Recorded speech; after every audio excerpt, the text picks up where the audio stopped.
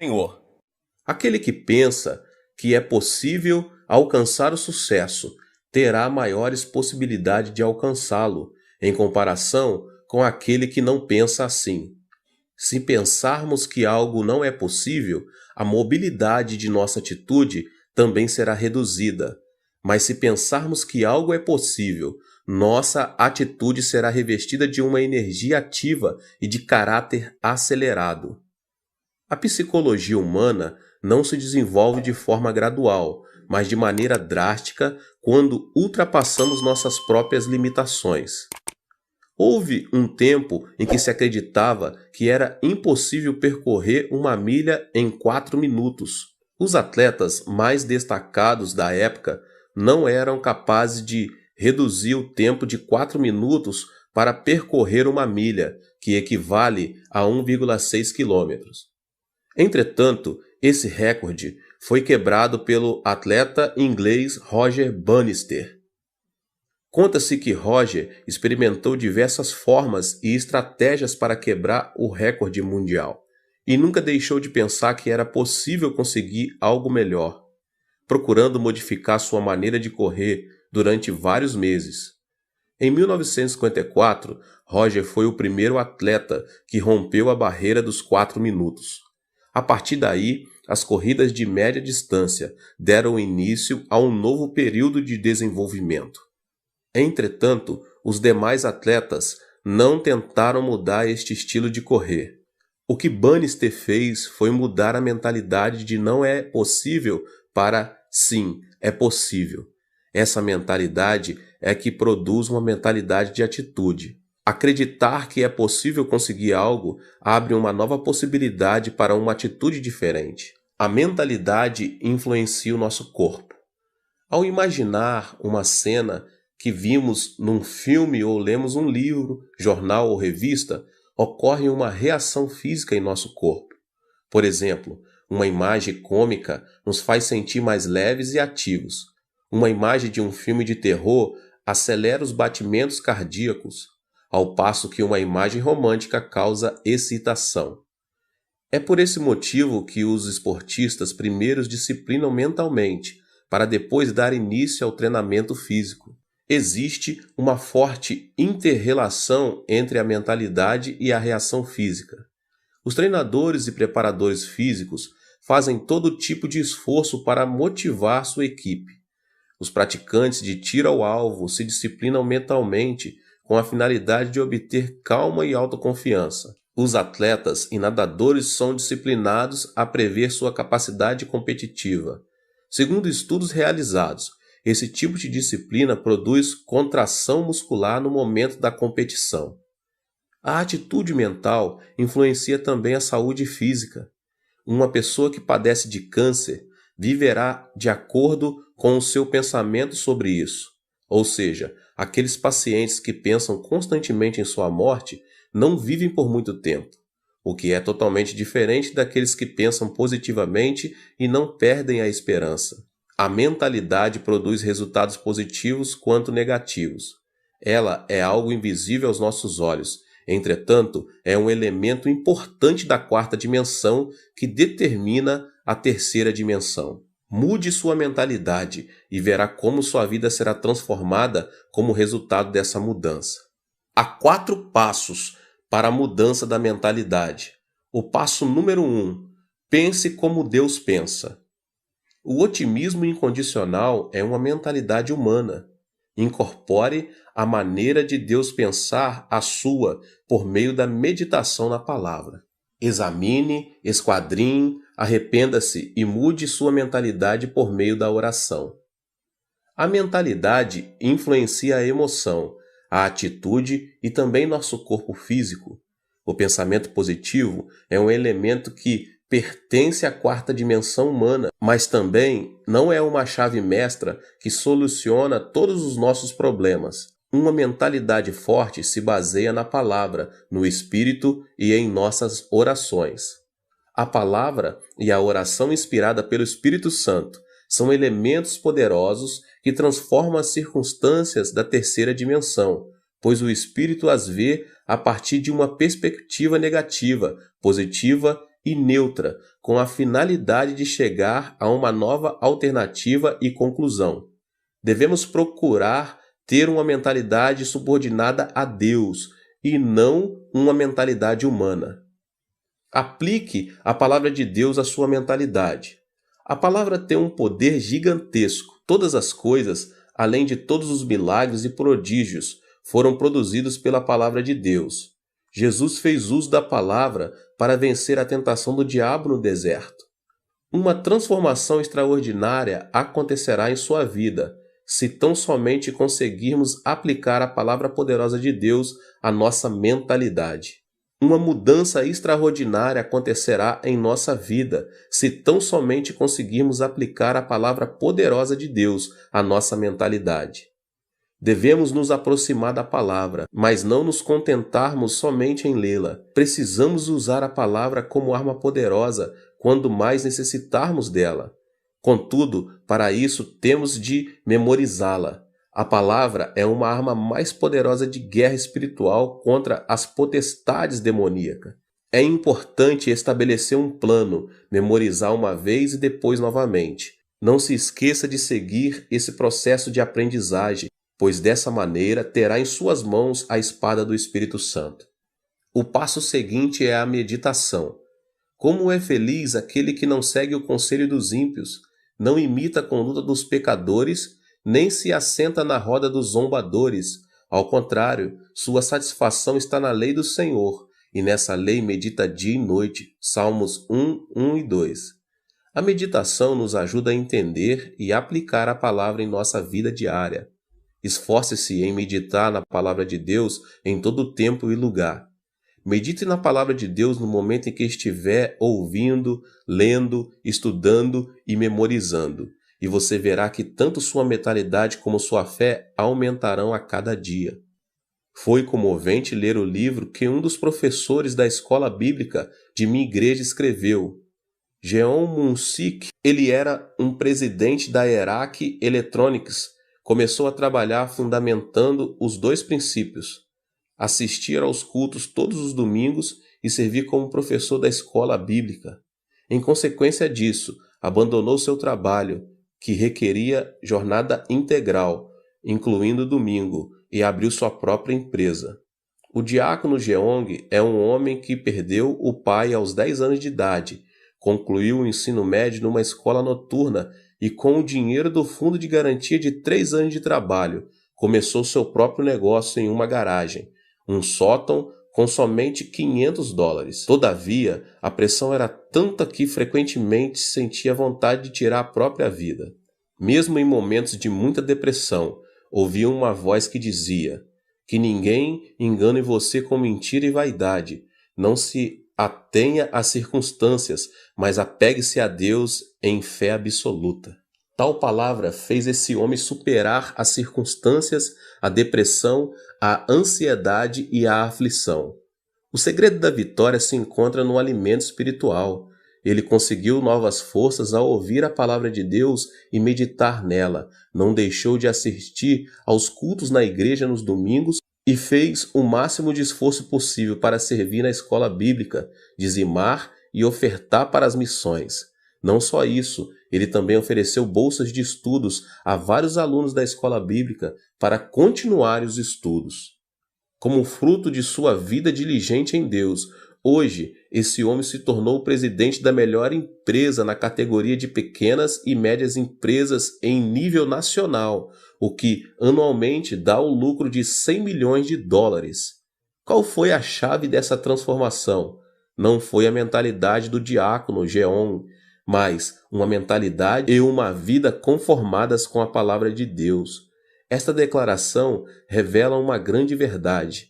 A fonte da bênção está em manter uma mentalidade e uma vida em obediência à palavra de Deus. A fonte da bênção está em manter uma mentalidade e uma vida em obediência à palavra de Deus. A mentalidade que se assemelha à palavra de Deus.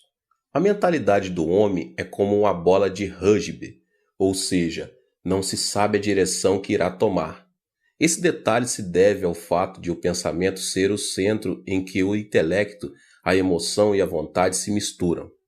A função da Bíblia, a palavra de Deus, é disciplinar e guiar o pensamento do homem à verdade.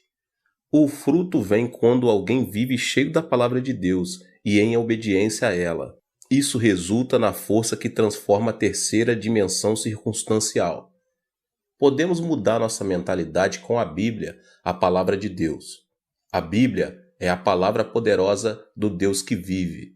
Em Hebreus capítulo 4, no verso 12 diz: "Pois a palavra de Deus é viva e eficaz, e mais afiada que qualquer espada de 2 gumes.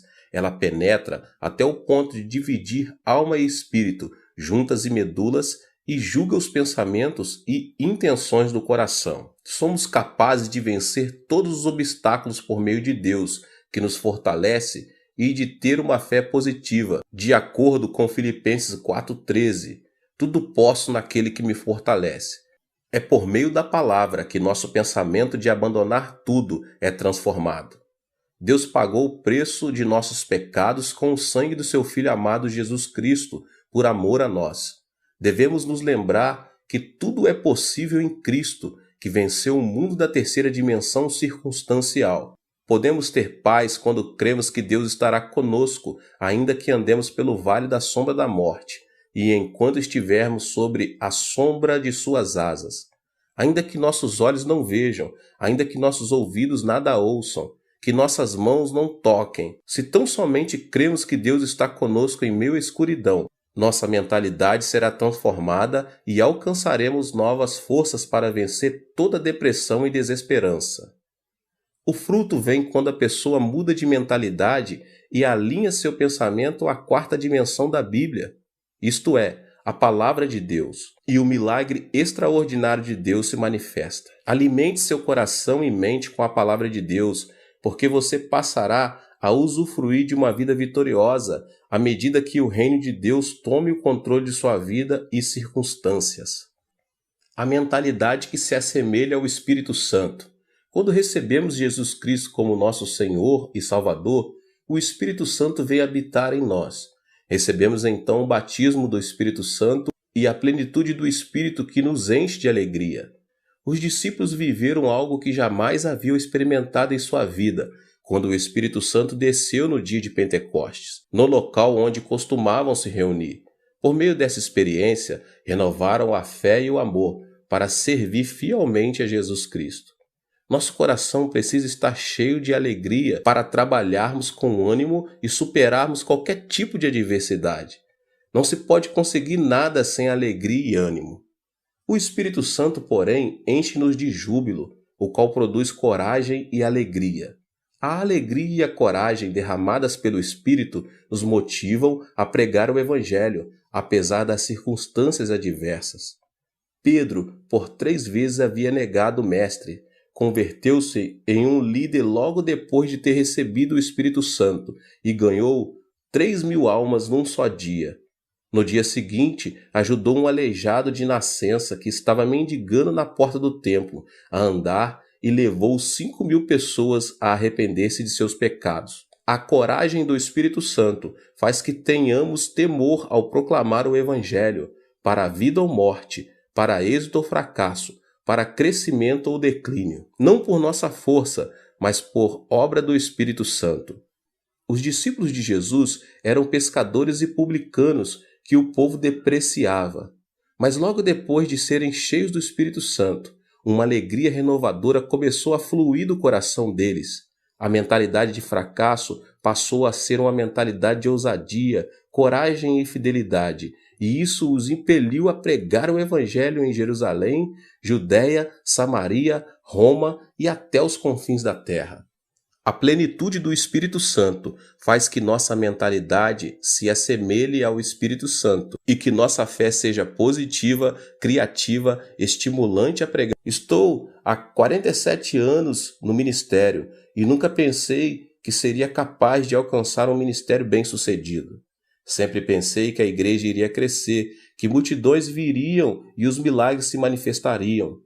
Cada vez que um pensamento negativo e frustrante atravessava na minha mente, eu os repreendia. Confessava que Deus trabalha todas as coisas para o bem e mudava a minha forma de pensar. Esse pensamento da quarta dimensão foi transmitido em forma de mensagem à terceira dimensão, o que produziu uma mudança de mentalidade e autoconfiança para continuar minha trajetória no ministério. Esse é o segredo pelo qual obtive em meu ministério tudo o que Deus projetava em meu coração. Tudo o que pensei em fé se manifestou em minha terceira dimensão.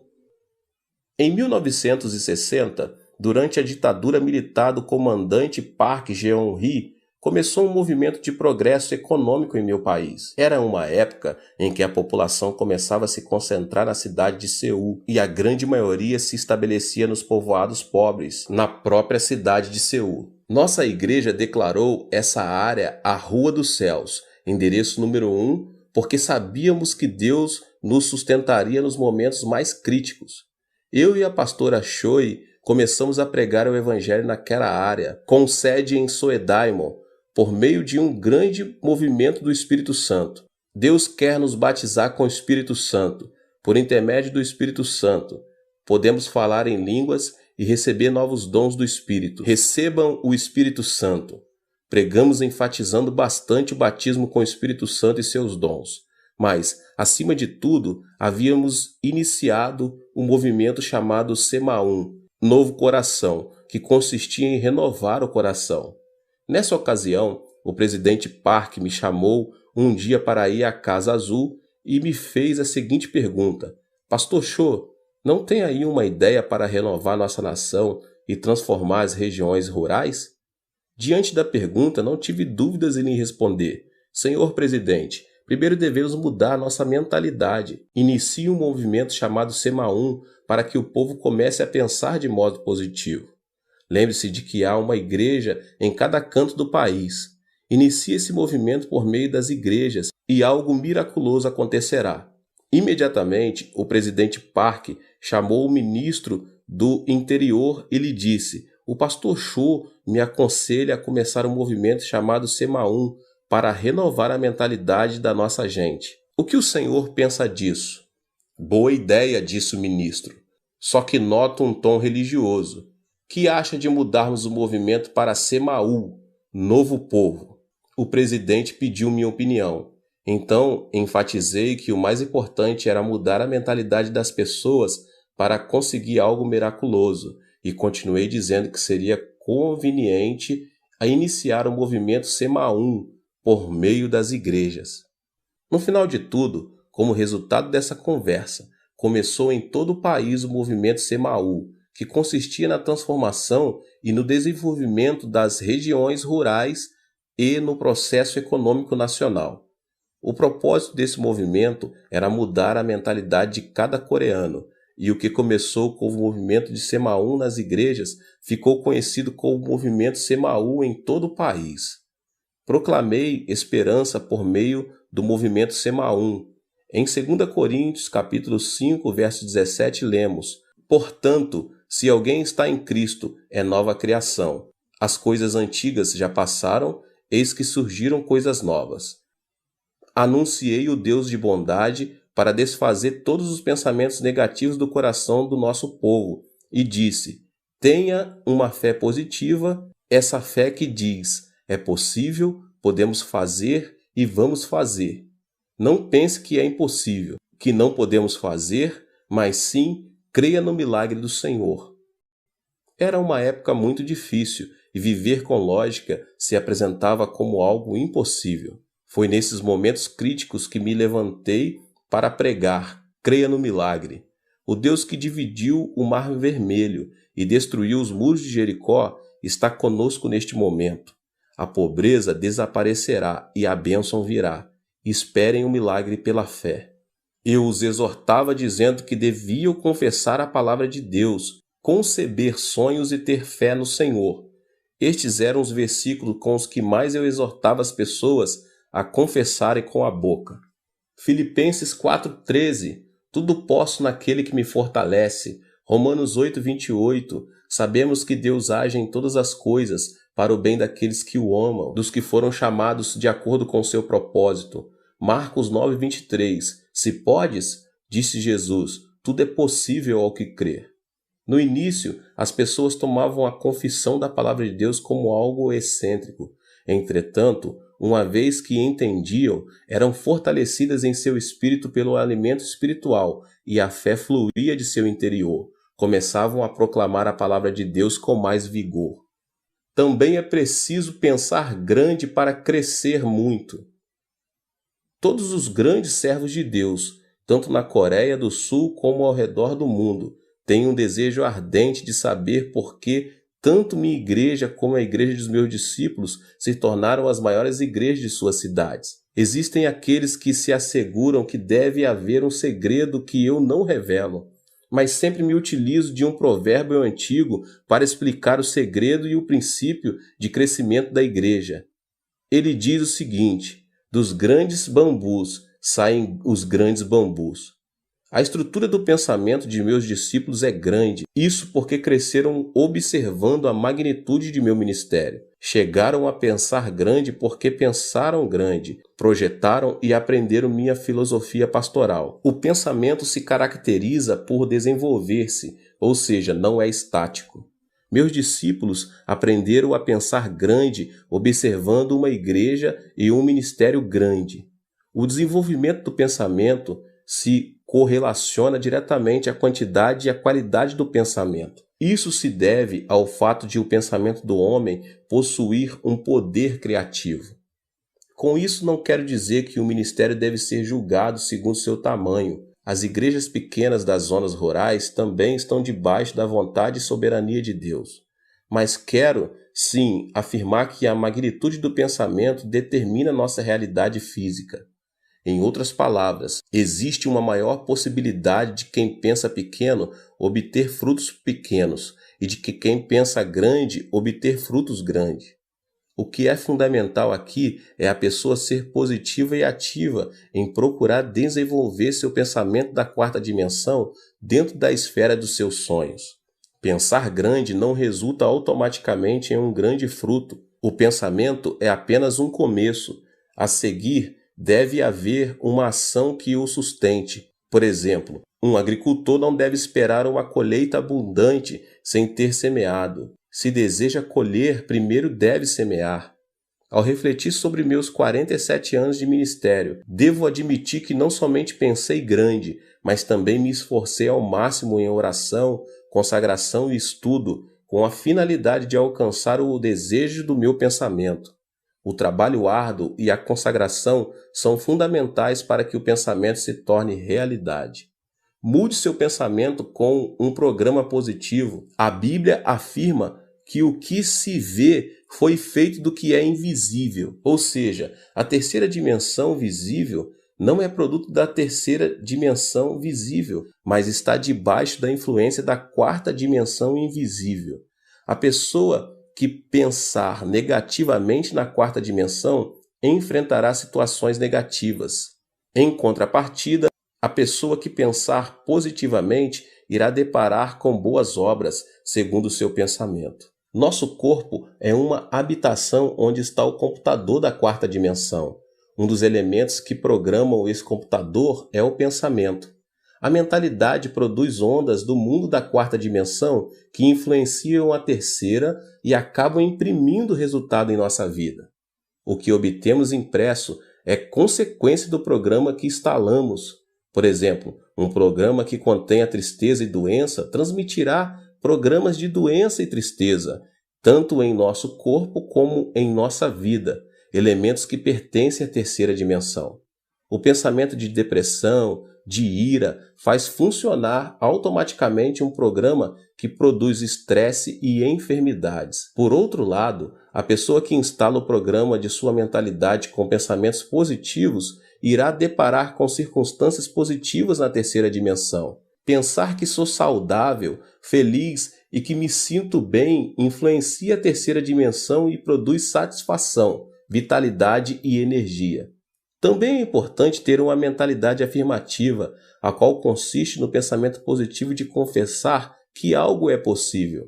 Não devemos permitir que nossos lábios confessem: não é possível, não posso, não sirvo, sou um fracasso. Uma pessoa ativa sempre diz: é possível, tudo é possível ao que crer. A pessoa que tem uma mentalidade ativa se caracteriza por sua convicção. Não pense que fracassará, mas pense que é possível, que você pode e vai fazer. Estabeleça metas e comece a trabalhar. Não deixe de pensar no sucesso e leve em consideração que, ainda que o justo caia 7 vezes, tornará a erguer-se. Provérbios 20. Por causa da queda de Adão, o pensamento do homem está repleto de elementos negativos. Se não quebrarmos a ira, a desesperança e a frustração, elas continuarão crescendo incontrolavelmente. O pensamento do ser humano é composto por elementos negativos por causa da sua própria natureza decaída. Por isso, um pensamento negativo atrai outro pensamento negativo em uma reação em cadeia. A constituição do pensamento humano contém elementos negativos e destrutivos, os quais são o ódio, a ira, o terror, a ansiedade, a tristeza, a frustração, o pecado e as marés do mundanismo. Para ter uma vida vitoriosa, devemos, em primeiro lugar, mudar a constituição da nossa mentalidade. Ela depende da influência externa. A constituição de uma mentalidade é de caráter obediente quanto à sua relação com fatores externos de influência. Devemos fazer que nossa mentalidade seja influenciada por circunstâncias positivas, criativas e produtivas. Também devemos quebrar todos os elementos que destroem nosso pensamento da quarta dimensão, tais como a ira, o medo, as circunstâncias negativas e outras coisas mais. Eu quero ministrar sobre esses 3 elementos hoje. O primeiro elemento que destrói o pensamento é a ira. Então, em primeiro lugar, quebre a ira. A ira do coração produz um programa negativo. Uma ira produz outra ira, e assim sucessivamente. Provérbios, capítulo 15, verso 18 diz: O homem irritável provoca dissensão, mas quem é paciente acalma a discussão. A ira não leva em conta a justiça de Deus. A ira produz uma emoção destrutiva e extremista, o que nos impede de tomar decisões acertadas. A derrota de Hitler na Segunda Guerra Mundial se deve à ira. O ditador alemão se sobressaía por sua destacada inteligência, capacidade de observação, julgamento e a liderança em comum. Mas, por causa do seu caráter irascível, seus subordinados não se animavam a lhe dar informações que o irritassem. Quando estava em plena batalha contra os ingleses e os franceses, tirou a arma principal da zona norte de combate e a colocou na antiga União Soviética, o que se revelou uma decisão infeliz e lhe custou a derrota. Quando o exército aliado iniciou a invasão na Normândia, seu ajudante de campo, sabendo que simplesmente alterando a direção das forças armadas que se dirigiam para a União Soviética poderia evitar a catástrofe, ele teve medo de despertar Hitler, que dormia. Enquanto isso, o exército aliado desembarcou na Normândia e conquistou o território rival, o que causou a derrota da Alemanha. Resumidamente, a ira de Hitler levou o Império Alemão à destruição. O segundo elemento que destrói o pensamento é a desesperança. É preciso vencer o medo. Devemos vencer o temor que gera a ansiedade, o medo, a tristeza e a frustração do coração, visto que essas emoções reduzem a esperança e a vitalidade e nos fazem cair num poço de depressão. Em 1 João 4,18 diz: No amor não há medo. Ao contrário, o perfeito amor expulsa o medo, porque o medo supõe castigo. Aquele que tem medo não está aperfeiçoado no amor. O medo supõe castigo. Isso quer dizer que, se tememos o câncer, teremos o câncer como castigo. Se tememos a pobreza, seremos castigados com pobreza. Se tememos a guerra, receberemos guerra como punição. O medo da tristeza tira a esperança do coração. A tristeza é como uma chuva que molha e inunda o coração. De modo que, se uma pessoa guarda a tristeza em seu coração, sua vida se tornará negativa e a pessoa ficará exposta à desesperança. A tristeza é inevitável nesta vida. Muita gente sorri externamente, mas uma chuva de tristeza inunda seu interior. A tristeza é um elemento que faz a constituição de nossa mentalidade ser negativa. O medo da frustração também tira o desejo de viver. O único caminho para superar a ansiedade e a frustração em meio à aflição é ter esperança em Deus, somente em Deus. O terceiro elemento que destrói o pensamento é a frustração. É preciso superar as circunstâncias negativas. Todos nós nascemos em um mundo negativo. Vivemos em um mundo onde a maldição sobeja e alcança nosso ser, uma vez que pecamos contra Deus e fomos destituídos do jardim do Éden. Crescemos em um ambiente em que se proclama que é impossível, que não podemos e que viver significa sofrer. Os telejornais informam notícias negativas, dentre as quais a corrupção política, a evasão fiscal, os escândalos financeiros por parte das empresas e outras coisas mais. As telenovelas tratam sobre o romance imoral e a devastação da família. Estamos tão contaminados que chegamos a nos sentir entediados se vemos programas que edificam. Dessa forma, nascemos em um ambiente negativo, vivemos em um ambiente negativo e o diabo não para de nos influenciar com pensamentos negativos. O problema é que uma mentalidade negativa não serve como fundamento para uma vida bem-sucedida. A mentalidade é um vaso que Deus usa. Não podemos esperar que Deus trabalhe se pensamos negativamente. Cada vez que prego, como agora, procuro transformar a quarta dimensão de cada membro, principalmente por meio de uma renovação da mente. Necessitamos curar a mentalidade da quarta dimensão das pessoas para que deem frutos positivos. Uma mentalidade que necessita de cura não pode ver a vida de maneira positiva e criativa. O barco da vida está destinado ao naufrágio, a menos que a pessoa se deixe se ater à sua própria impotência e à desesperança das circunstâncias. Não existe uma pessoa no mundo que não seja capaz. O problema está em a pessoa supervalorizar sua limitação, com pensamentos negativos e cair, dessa forma, em um abismo de depressão. Mas aquele que supera as circunstâncias e pensa positiva, ativa, criativa e produtivamente, comerá o fruto de seu pensamento. Existe uma marcante diferença entre a situação visível e a realidade. As muralhas da cidade são enormes, seus habitantes parecem gigantes e parecemos gafanhotos comparados a eles. Além disso, a terra parece ser um deserto. A situação visível, porém, pode ser muito distinta da realidade. Por exemplo, à primeira vista, a terra parece ser plana, mesmo quando observada de um monte alto. Por essa razão, os homens da antiguidade diziam que não era aconselhável distanciar-se demais de seu território, e quando viajavam de barco, que não deviam se afastar muito da costa. Isso porque preconcebiam que na beira do plano havia um abismo. Todavia, a realidade é totalmente distinta.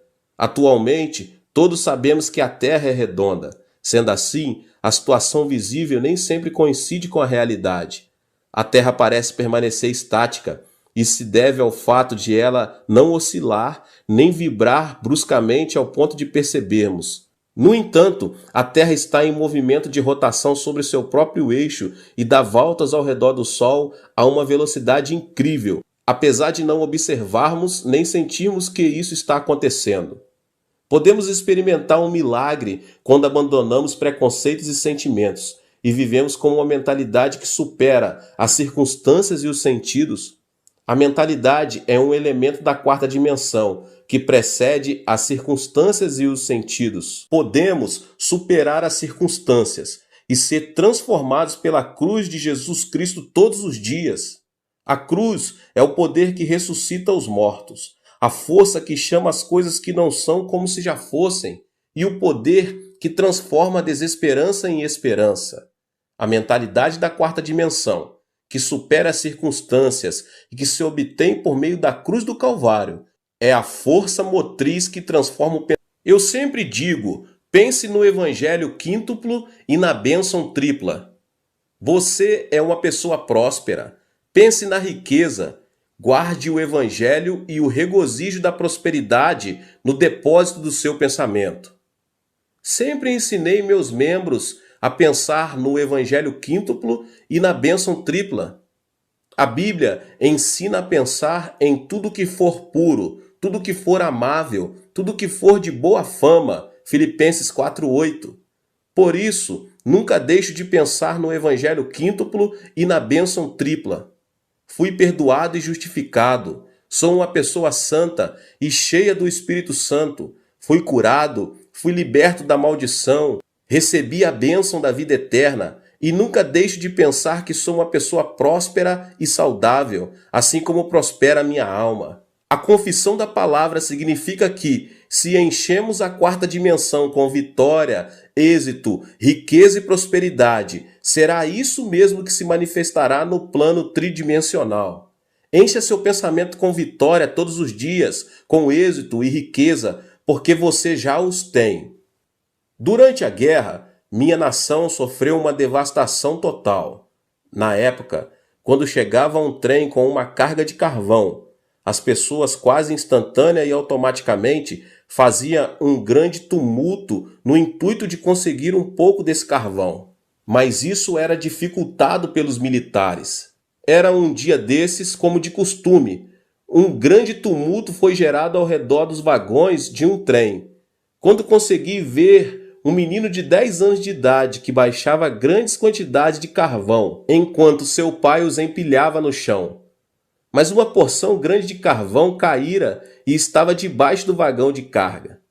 De repente, ao ouvir os passos dos militares, as pessoas começaram a descer do trem.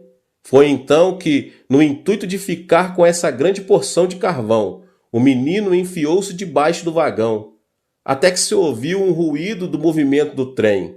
As pessoas começaram a gritar. No entanto, ninguém se arriscava a se aproximar do trem para salvar a vida do menino. Então, de repente, um homem correu em sua direção. Era seu pai. O homem conseguiu tirar o menino, mas não pôde sair a tempo, e o acidente lhe custou a vida. Morreu instantaneamente.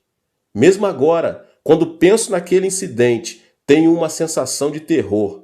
O pai do menino, sabendo que morreria em questão de segundos, logo depois de tirar o filho, fez sinal com a mão para que ele se afastasse o mais distante possível.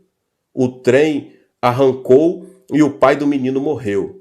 Pensei, por que esse homem salvou a vida do menino, sabendo que poderia vir a morrer? Ele não poderia continuar vivendo e ter outros filhos? Por que deu a vida por seu filho? Eu era apenas um aluno da escola secundária e não conseguia entender o que os pais sentem por seus filhos. Mas hoje que sou pai de 3 filhos, posso entender o porquê. Não existe uma teoria ou lógica que explique o amor de um pai. O amor é mais forte que a morte e impulsiona a pessoa a dar a vida por seu filho. Aquele homem sacrificou a vida por amor a seu filho, mesmo tendo a possibilidade de manter-se indiferente e assim salvar-se. O mesmo acontece com Deus. Deus, por amor a nós, quis nos salvar, mesmo pagando um preço muito alto. Por isso enviou seu Filho amado Jesus Cristo. Foi Deus mesmo quem encarnou e morreu na cruz. Podemos ser corajosos ao compreender o amor de Deus, e esse Deus está conosco. É isso que representa a transformação da mente na esfera da quarta dimensão.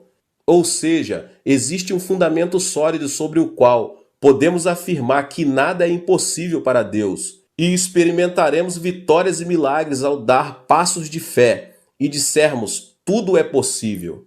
Meus irmãos, a ressurreição de Cristo é o fundamento da nossa riqueza. Qual é o argumento de nossa riqueza, baseados no qual podemos confessar que somos prósperos?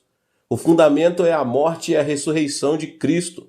O amor de Deus foi revelado por meio da cruz, pois a cruz revela o coração de Deus, que nos amou de tal modo que deu seu Filho Jesus Cristo por nós. Toda frustração e desesperança são lançadas fora, se tão somente abraçarmos a cruz. A cruz desfaz a morte e o Hades, faz resplandecer sobre nós a glória da ressurreição. A esperança e a riqueza da morte e ressurreição da cruz transformam a água amarga da frustração e da desesperança em água doce. Romanos 8, do 35 ao 39 diz: quem nos separará do amor de Cristo? Será tribulação ou angústia, ou perseguição, ou fome, ou nudez, ou perigo, ou espada?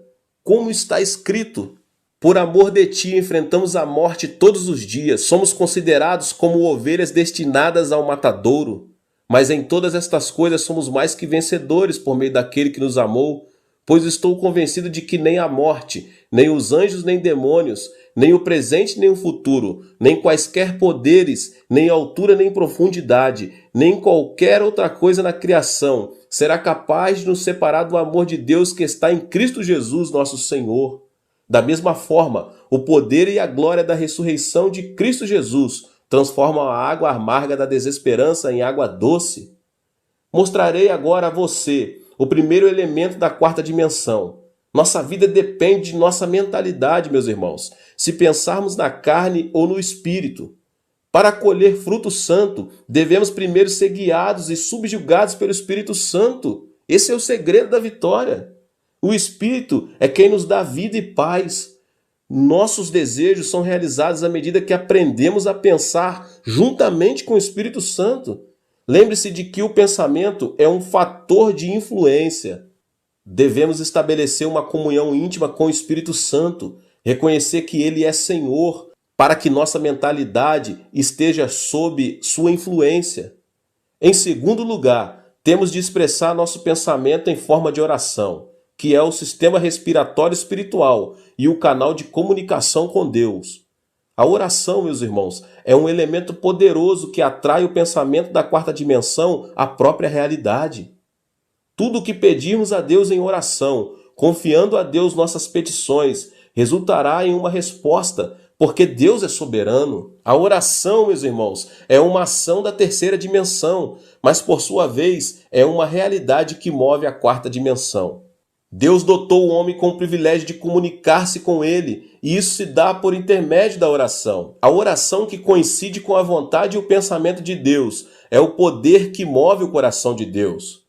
Em terceiro lugar, devemos colocar nossa mentalidade à palavra de Deus, a Bíblia. A mentalidade do homem é como uma bola de rugby que se distingue por sua imprevisível direção.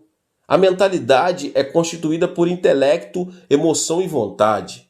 Dessa forma, a única maneira de manter nossa mentalidade no caminho certo é por meio da Bíblia, da Palavra de Deus, a meditação na Palavra de Deus. As circunstâncias da terceira dimensão mudam quando nossa mentalidade fica sujeita e obedece à Palavra de Deus. De maneira que é nosso dever, meus irmãos e irmãs, de transformar nosso modo de pensar.